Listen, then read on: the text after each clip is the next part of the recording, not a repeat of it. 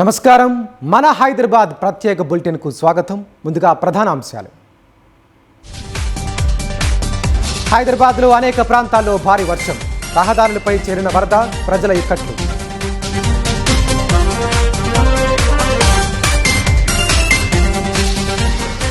పలుచోట్ల కూలిన భారీ వృక్షాలు, గచ్చిబౌలి తదితర ప్రాంతాల్లో ట్రాఫిక్ ఇబ్బందులు.